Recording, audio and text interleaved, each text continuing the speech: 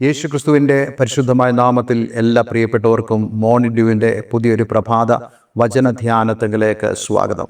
കഴിഞ്ഞ ദിവസങ്ങളിൽ നമുക്ക് വളരെ അനുഗ്രഹിക്കപ്പെട്ട ആത്മീക വചനചിന്തയിലൂടെ കടന്നു പോകാൻ തക്കവണ്ണം ദൈവം നമ്മെ സഹായിച്ചല്ലോ.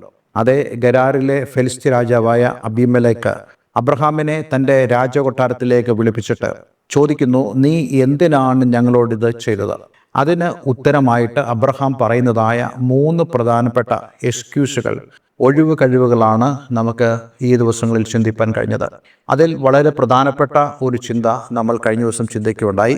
അബ്രഹാം പറഞ്ഞതായ 3-ാമത്തെ എക്സ്ക്യൂസ്, ആ എക്സ്ക്യൂസ് ദൈവത്തെ നേരിട്ടല്ലാതെ കുറ്റപ്പെടുത്തുന്ന ഒരു എക്സ്ക്യൂസായിരുന്നു അബ്രഹാം പറഞ്ഞത്. അതായത് അബ്രഹാമിനെ ദൈവം അലഞ്ഞു തിരിഞ്ഞു മാറാക്കി എന്നുള്ള ആ ഒരു വികാരത്തോടുകൂടി അബ്രഹാം അവിടെ സംസാരിക്കുകയാണ്. നമ്മളൊക്കെ ഈ കാര്യങ്ങൾ പറഞ്ഞില്ലേലും നമുക്ക് പലപ്പോഴും ചിന്തയുണ്ട്, ദൈവം എന്നെ ഇപ്രകാരം അലഞ്ഞു തിരിഞ്ഞു മാറാക്കുന്നു എന്നുള്ളത്. ഈ ചിന്തയോടുകൂടെ ജീവിക്കുന്നവരായ അനേക ആളുകളുണ്ട്. ദൈവം എന്നെ കഷ്ടത്തിലേക്ക് കൊണ്ടുപോകുന്നു, ദൈവം എന്നെ തകർക്കുന്നു, ദൈവം എന്നെ ഉപദ്രവിക്കുന്നു തുടങ്ങിയതായ ചിന്തകൾ അകത്ത് വെച്ച് നടക്കുന്നവരായ അനേക ആളുകളുണ്ട്. അവരോടൊക്കെ പറയാൻ ആഗ്രഹിക്കുന്ന പ്രധാനപ്പെട്ട കാര്യം, ഒരിക്കലും ദൈവം ചെയ്യുന്നത് അങ്ങനെയല്ല.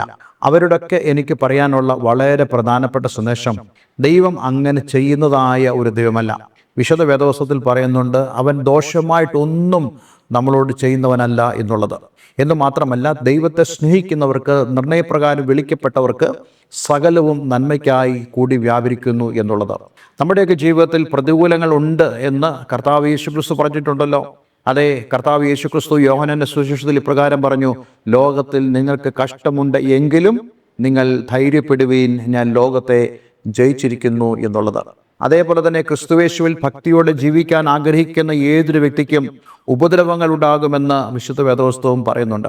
അപ്പോൾ അങ്ങനെയാണെങ്കിൽ നമ്മുടെ ജീവിതത്തിൽ ഇങ്ങനെയുള്ള ഉപദ്രവങ്ങളും കഷ്ടതകളും ഇല്ല എങ്കിലാണ് നമ്മൾ തീർച്ചയായിട്ടും സംശയിക്കേണ്ടത്.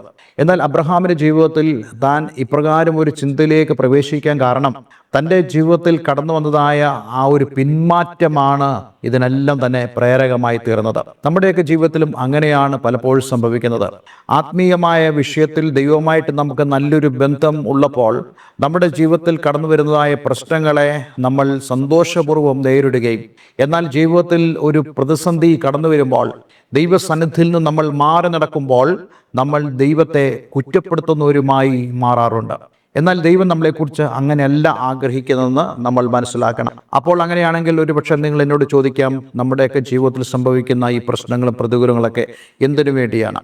വിശുദ്ധ വേദപുസ്തകം വളരെ വ്യക്തമായി പറയുന്നുണ്ട്, കഷ്ടത സഹിഷ്ണുതയും, സഹിഷ്ണുത സിദ്ധതയും, സിദ്ധത പ്രത്യാശയും ഉളവാക്കുന്നു എന്നറിഞ്ഞ് നാം കഷ്ടങ്ങളിൽ പ്രശംസിക്കണം. അബ്രഹാമിന്റെ ജീവിതത്തിൽ തന്നോടുകൂടെ ദൈവം ഉണ്ട് എന്നുള്ള വ്യക്തമായ ബോധ്യത്തോടുകൂടെ യാത്ര ചെയ്തവനാണ്.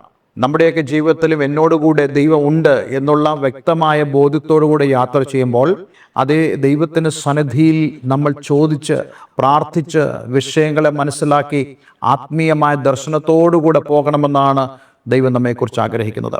അങ്ങനെ നമ്മൾ മുന്നോട്ട് പോകുമ്പോൾ നമ്മുടെ ജീവിതത്തിലുള്ള അലച്ചിലുകൾ, നമ്മുടെ ജീവിതത്തിലുള്ള പ്രശ്നങ്ങൾ അതെല്ലാം താൽക്കാലികമാണ്, അതെല്ലാം ദൈവം നന്മയ്ക്കാക്കി തീർക്കും എന്നുള്ള ഒരു വലിയ തിരിച്ചറിവ് നമുക്ക് തീർച്ചയായിട്ടും പ്രാപിക്കാൻ കഴിയും. അങ്ങനെ തിരിച്ചറിവ് ലഭിക്കാതെ വരുമ്പോഴാണ് നമ്മൾ പലപ്പോഴും സംശയത്തിലും ടെൻഷനിലും സമ്മർദ്ദങ്ങളിലും നമ്മൾ ആയിത്തീരുന്നത്. ഇന്ന് എന്നെ കേൾക്കുന്ന ആളുകൾ അപ്രകാരം ഉണ്ടെങ്കിൽ തീർച്ചയായിട്ടും നിങ്ങളോട് ഞാൻ വ്യക്തമായി പറയട്ടെ, ദൈവത്തോടുള്ള ബന്ധത്തിൽ നിങ്ങൾ റീസ്റ്റോർഡ് ആകണം.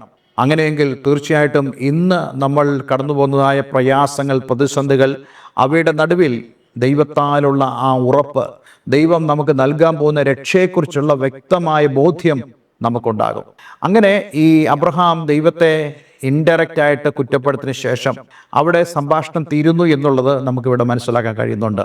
എന്നാൽ അബീമേലെക്ക് തീരുമാനിച്ചുറപ്പിച്ച ചില കാര്യങ്ങൾ ഉണ്ട് എന്നുള്ളത് നമ്മൾ മനസ്സിലാക്കണം. കാരണം അബീമേലെക്ക് അവിടെ പ്രവർത്തിക്കുന്നത് ദൈവം പറയുന്നതിനനുസരിച്ചാണ് എന്നുള്ളത് നമ്മൾ കണക്കിലെടുക്കേണ്ടതായിട്ടുണ്ട്. അപ്പോൾ നോക്കൂ, ദൈവം പറയുന്നതിനെ അനുസരിക്കുന്ന ഒരു വ്യക്തിയായിരുന്നല്ലോ അബ്രഹാം. എന്നാൽ ഇപ്പോൾ നമുക്ക് അബ്രഹാമിനെ കാണാൻ സാധിക്കുന്നത് ദൈവത്തോട് കലഹിക്കുന്ന ഒരു വ്യക്തി എന്ന പോലെ കാണാൻ സാധിക്കുന്നു. ഞാനിവിടെ അബ്രഹാമിനെ മോശമായി സംസാരിക്കുകയല്ല ചെയ്യുന്നത്, മറിച്ച് നമ്മുടെ ഏവരുടെയും ജീവിതത്തിൽ വളരെ പാഠമാകേണ്ട അബ്രഹാമിൻ്റെ ജീവിതത്തിലെ ഒരു പ്രശ്നത്തെയാണ് ഞാൻ ചൂണ്ടിക്കാണിക്കുന്നത്. അതുകൊണ്ട് അബ്രഹാം മോശമാകുന്നില്ല, മറിച്ച് ദൈവത്തിൻ്റെ കരങ്ങളിൽ തന്നെ അബ്രഹാം ആയിരിക്കുന്നു. ദൈവത്തിൻ്റെ വാഗ്ദത്തമുള്ളവനാണ് എന്നുള്ള കാര്യവും നമ്മൾ മറന്നു പോകരുത്. ഒരു കാര്യം നമ്മൾ മനസ്സിലാക്കണം. കഴിഞ്ഞ ദിവസം ഞാൻ നിങ്ങളോട് പറഞ്ഞല്ലോ, ആരും തന്നെ പൂർണ്ണരല്ല. ദൈവത്തിൻ്റെ വചനം പറയുന്നു, നീതിമാൻ ആരുമില്ല, ഒരുത്തൻ പോലുമില്ല. അപ്പോൾ ആ ഒരു സ്ഥിതിക്ക് നമ്മൾ മനസ്സിലാക്കണം, നമ്മുടെ ബലഹീനതകളെ ചുമക്കുന്നതായ ഒരു ദൈവമുണ്ട്, നമ്മളുടെ കുറവുകളെ പരിഹരിക്കാൻ കഴിയുന്നതായ ഒരു ദൈവമുണ്ട്. ആ ദൈവം ഇവിടെ അബീമേലെക്കിനോട് സംസാരിക്കുന്നത്, നീ അവൻ്റെ ഭാര്യയെ മടക്കി കൊടുക്കണം, പുനഃസ്ഥാപിക്കണം. അതുകൊണ്ട് തന്നെ ഈ ജാതീയ രാജാവ് ആ സംഭാഷണം മുന്നോട്ട് കൊണ്ടുപോകാതെ അബ്രഹാമിൻ്റെ ജീവിതത്തിൽ ചെയ്യേണ്ട കാര്യങ്ങൾ താൻ ചെയ്യാൻ തയ്യാറാകുന്നു എന്നുള്ളതാണ് നമ്മൾ അടുത്ത വാക്യങ്ങൾ മുതൽ വായിക്കാൻ കഴിയുന്നത്. ഇത് നമ്മൾ ആദ്യമായി വായിക്കുന്നത് ഉൽപ്പത്തി പുസ്തകം 20:14 വാക്യമാണ്. അബീമേലെക്ക് അബ്രഹാമിന് ആടുമാടുകളെയും ദാസീദാസന്മാരെയും കൊടുത്തു, അവൻ്റെ ഭാര്യയായ സാറായെയും അവന് മടക്കി കൊടുത്തു. എന്നിട്ട് 15 വാക്യത്തിൽ താൻ പറയുന്നു, ഇതാ എൻ്റെ രാജ്യം നിന്റെ മുമ്പാകെ ഇരിക്കുന്നു, നിനക്ക് ബോധിച്ചെടുത്ത് പാർത്തുകൊള്ളുക എന്ന് അബീമേലെക്ക് പറഞ്ഞു. അപ്പോൾ ഈ വാക്യങ്ങളിൽ തന്നെ നമുക്ക് വളരെ സ്പഷ്ടമായൊരു കാര്യം മനസ്സിലാകുന്നുണ്ട്. ഈ രാജാവ് വളരെ സൗഹൃദ മനോഭാവത്തോടെ അബ്രഹാമിനോട് ഇടപെടുന്നു. എന്തുകൊണ്ടാണ് അങ്ങനെ ഇടപെടാൻ കാരണം? വാസ്തവത്തിൽ ഇങ്ങനെയുള്ള ഒരു രാജാവ് അബ്രഹാമിനെ എതിർക്കുക ചെയ്യേണ്ടത്. അതായത് അബ്രഹാം തന്നെയും തൻ്റെ കുടുംബത്തെയും തൻ്റെ രാജ്യത്തെയും പ്രതിസന്ധിയിലാക്കി എന്ന് ചിന്തിച്ചുകൊണ്ട് വളരെ രൂക്ഷമായി ഇടപെടേണ്ട ഒരു രാജാവാണ് ഈ അബീമേലെക്ക് രാജാവ്. എന്നാൽ അതിന് പകരമായിട്ട് വളരെ സ്നേഹത്തോടും കരുതലോടും ഇടപെടുന്ന ഒരു രാജാവിനെയാണ് നമുക്ക് കാണാൻ സാധിക്കുന്നത്. കഴിഞ്ഞ ദിവസം നമ്മൾ സദൃശ്യവാക്യ പുസ്തകത്തിൽ നിന്ന് വായിച്ചല്ലോ, രാജാക്കന്മാരുടെ ഹൃദയം ദൈവത്തിൻ്റെ കയ്യിൽ നീർത്തോട് പോലെ ഇരിക്കുന്നു, അവൻ അതിനെ ഇഷ്ടമുള്ളിടത്തേക്ക് തിരിക്കുന്നു എന്ന് പറയുന്ന പോലെ ഈ രാജാവിനെ ദൈവം നിയന്ത്രിച്ചു. രാജാവിനോട് പറഞ്ഞു, അതെ, അബ്രഹാമിൻ്റെ ഭാര്യ സാറ നിമിത്തം നിന്റെ ഭവനത്തിൽ രോഗമുണ്ട്, അബ്രഹാമിൻ്റെ ഭാര്യയായ സാറ നിമിത്തം നിന്റെ ഭവനത്തിലെ സ്ത്രീകളുടെ ഗർഭപാത്രം അടയ്ക്കപ്പെടുന്നു. അങ്ങനെയുള്ള ഒരു സാഹചര്യത്തിൽ ഈ രാജാവ് ദൈവത്തെ ഭയപ്പെട്ടുകൊണ്ട് അബ്രഹാമിനോട് ഇടപെടുകയാണ്. ഞാൻ നിങ്ങളോട് പറയട്ടെ, മറ്റുള്ളവർ നമ്മളോട് ഇടപെടുന്നത് ദൈവഭയത്താലാണ് എന്നുള്ള കാര്യം നമ്മൾ മറന്നു പോകരുത്.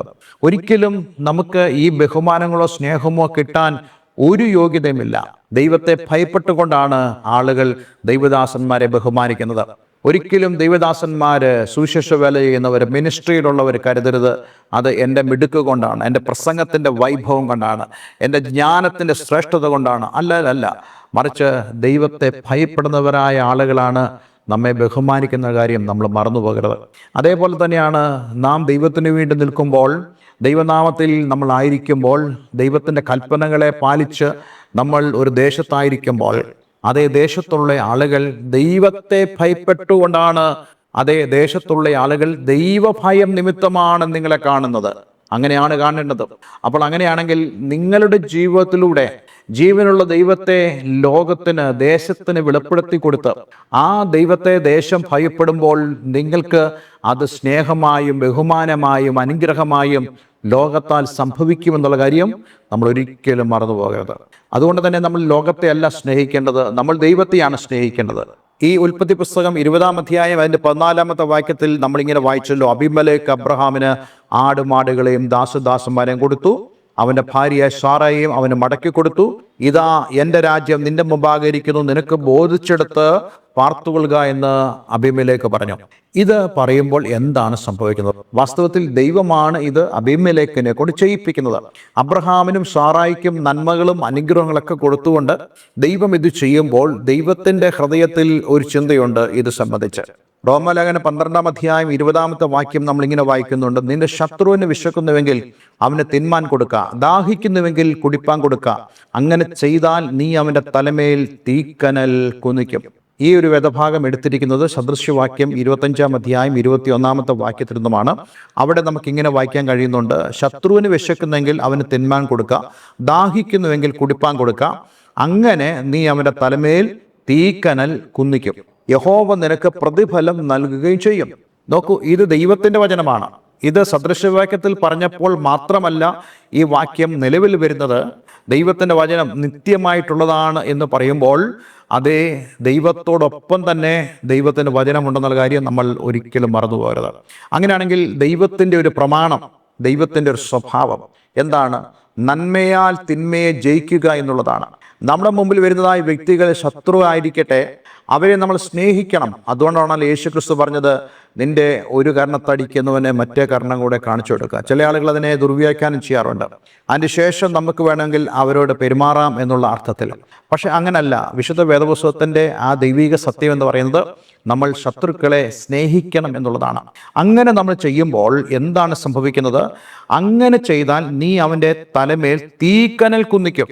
എന്താണ് തീക്കനൽ കുന്നിക്കുക എന്ന് പറയുന്നത്? അതൊരു പ്രത്യേക ഫ്രേസ് ആണെന്ന് നമ്മൾ ആദ്യമേ മനസ്സിലാക്കുക. അതിനർത്ഥം ആർക്കാണോ നന്മ ചെയ്യുന്നത് ആ വ്യക്തിയുടെ കഠിനമായ ഹൃദയത്തെ നമ്മളുടെ നന്മ പ്രവൃത്തികൾ കൊണ്ട്, സ്നേഹത്തിലൂടെ, നമ്മുടെ ബഹുമാനത്തിലൂടെ അതിനെ ഉരുക്കാൻ കഴിയും എന്നുള്ളതാണ്. ആത്യന്തികമായി ആ വ്യക്തി മാനസാന്തരത്തിലേക്ക് തിരിയുമെന്നുള്ളതാണ്. വാസ്തവത്തിൽ ഇവിടെ ദൈവം ആഗ്രഹിക്കുന്നു, അതെ, അബ്രഹാമിനും സാറയ്ക്കും ഒരു മാനസാന്തരം ആവശ്യമാണ്. അതിനുവേണ്ടി ഒരു ജാതീയനായ രാജാവിനെ ദൈവം അവിടെ ഉപയോഗിക്കുകയാണ്. ഒരു കാര്യം നമ്മൾ മനസ്സിലാക്കണം. ഒരു ആവണക്കിനെ കുത്തിക്കളയാൻ ഒരു പുഴുവിനെ കൽപ്പിച്ച് യോന എന്നുള്ള പ്രവാചകന് ദൈവം മാനസാന്തരം കൊടുത്തെങ്കിൽ, അതെ, നമ്മുടെ ജീവിതത്തിലും ദൈവം മാനസാന്തര അനുഭവങ്ങളെ നൽകുന്നവനായ ദൈവമാണ്. പലപ്പോഴും നമുക്ക് ചേഞ്ച് ചെയ്യാൻ താല്പര്യമില്ല, പക്ഷേ നമ്മെ ചേഞ്ച് ചെയ്യുവാൻ ദൈവത്താൽ കഴിയുമെന്ന് നമ്മൾ മനസ്സിലാക്കേണ്ടതായിട്ടുണ്ട്. പ്രിയമുള്ളവരെ, ഈ വാക്യത്തിൻ്റെ കുറച്ച് ഭാഗങ്ങൾ കൂടെ അടുത്ത ദിവസം ഞാൻ സംസാരിച്ചുകൊണ്ട് അടുത്ത ദിവസത്തെ പ്രഭാത വചനം നമുക്ക് ആരംഭിക്കാൻ കഴിയുമല്ലോ. എന്നാൽ ഇന്ന് നമ്മൾ ഓരോരുത്തരും നമ്മളെ തന്നെ പരിശോധിക്കണം. അതെ, ഞാൻ ദൈവത്തിനു മുമ്പാകെ മാനസാന്തരപ്പെടുന്ന ഒരു വ്യക്തിയാണോ? അതോ മറ്റുള്ളവരെ മാനസാന്തരത്തിലേക്ക് നയിക്കാൻ തക്കതായി മറ്റുള്ളവരെ സ്നേഹിക്കാനും ബഹുമാനിക്കാനും നന്മയാൽ അവരെ ജയിപ്പാനും ഞാൻ ശ്രമിക്കുന്നവനാണോ? നിന്റെ ശത്രുവിനെ നീ സ്നേഹിക്കുക. അവന് വിശക്കുന്നെങ്കിൽ നീ അവന് ആഹാരം കൊടുക്കുക. അവന് ദാഹിക്കുന്നെങ്കിൽ നീ അവന് വെള്ളം കൊടുക്കുക. അങ്ങനെ അവരുടെ ആവശ്യങ്ങളെ നമ്മൾ സന്ധിക്കുമ്പോൾ അവരുടെ തലമേൽ ഈ തീക്കനൽ കുന്നിക്കുവാനിടയായിത്തീരും. വാസ്തവത്തിൽ ദൈവം നമ്മളെക്കുറിച്ച് അതാണ് ഉദ്ദേശിക്കുന്നത്, അല്ലാതെ പ്രതികാരം ചെയ്യുക എന്നുള്ളതല്ല ദൈവം നമ്മളെക്കുറിച്ച് ആഗ്രഹിക്കുന്നത്. അതുകൊണ്ട് നമുക്ക് നമ്മളെ തന്നെ ദൈവകരങ്ങളിലേക്ക് സമർപ്പിക്കാം. ഒരു നിമിഷം പ്രാർത്ഥിക്കാം. സ്വർഗീയപിതാവേ, ഇന്ന് ഞങ്ങളെ കേൾപ്പിച്ച വളരെ പ്രധാനപ്പെട്ട ഈ സന്ദേശത്തിനായി സ്തോത്രം. ഈ വചനഭാഗങ്ങളിലൂടെ ഞങ്ങളുടെ ജീവിതത്തിൽ അങ്ങ് നൽകുന്ന രൂപാന്തരത്തിനും മാനസാന്തരത്തിനുമായി നന്ദി പറയുന്നു. വചനം കേൾക്കുന്ന ഏവരെയും ഞാൻ യേശുവിൻ്റെ നാമത്തിൽ അനുഗ്രഹിക്കുന്നു. കർത്താവേ, ഇന്ന് ഈ വചനം കേട്ട എല്ലാവരും ദൈവത്താൽ അനുഗ്രഹം പ്രാപിക്കട്ടെ. പ്രത്യേകിച്ച് രോഗികളായ ആരെങ്കിലും ഉണ്ടെങ്കിൽ അവർക്ക് സൗഖ്യമുണ്ടാകട്ടെ. സാമ്പത്തികമായ പ്രയാസത്തിലൂടെ കടന്നു പോകുന്നവർ ആരെങ്കിലും ഞങ്ങളെ കേൾക്കുന്നുണ്ടെങ്കിൽ അവരുടെ ജീവിതത്തിൽ ഒരു ദൈവിക വിടുതൽ, അനുഗ്രഹം പ്രാപിപ്പാൻ ഇടയാക്കണമെന്ന് പ്രാർത്ഥിക്കുന്നു. പ്രാർത്ഥന കേട്ടതിന് നന്ദി. യേശു ക്രിസ്തുവിൻ നാമത്തിൽ തന്നെ. ആമേൻ, ആമേൻ. ഇന്നത്തെ വേദവചനം നിങ്ങളുടെ ജീവിതത്തിൽ വളരെ അനുഗ്രഹപ്രദമായി തീർന്നു എന്ന് ഞാൻ വിശ്വസിക്കുന്നു. ദയവായി ഈ സ്ക്രീനിൽ കാണുന്ന ഫോൺ നമ്പറുകളിൽ ഞങ്ങളെ വിളിക്കുക. നിങ്ങളുടെ പ്രാർത്ഥന വിഷയങ്ങളെ ഞങ്ങളെ അറിയിക്കുക. അതേപോലെ തന്നെ ആത്മീയമായി കൂട്ടായ്മയ്ക്ക് നിങ്ങൾക്ക് താല്പര്യമുണ്ടെങ്കിൽ അതിന് ഞങ്ങളെ കോൺടാക്ട് ചെയ്യാവുന്നതാണ്. എല്ലാവരും ദൈവം അനുഗ്രഹിക്കട്ടെ. Have A nice day. God bless you all.